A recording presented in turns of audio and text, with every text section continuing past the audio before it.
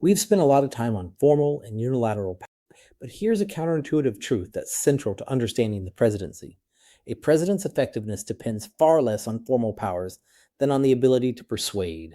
This insight comes from political scientist Richard Neustadt's influential 1960 study, Presidential Power.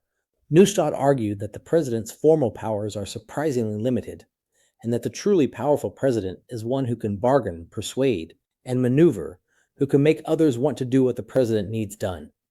Power, in this view, is the power to persuade. That insight remains central even as the tools of communication have changed dramatically. A key resource for persuasion is the honeymoon period, the first weeks and months when press coverage is favorable and expectations are high. Most new presidents enjoy approval ratings well above their eventual equilibrium, and this window of goodwill is a prime opportunity to push through legislative priorities.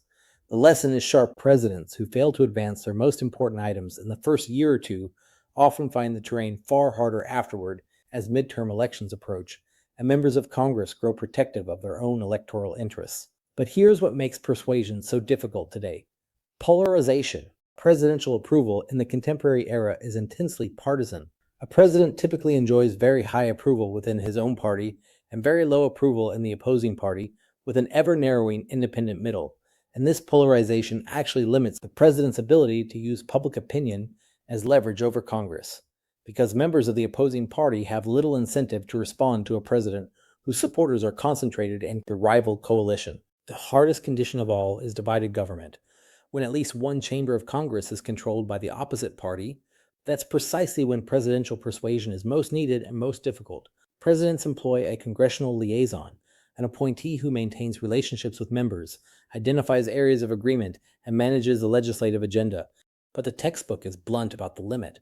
Even skilled liaison work cannot substitute for mathematical legislative majorities, and that's exactly why presidents increasingly bypass Congress altogether, turning to the executive orders, emergency declarations, and unilateral actions we discussed earlier. When persuasion fails and the votes aren't there, the temptation to simply act alone grows. Which brings us in the final sections to the question of accountability. What happens when a president pushes the limits of that power?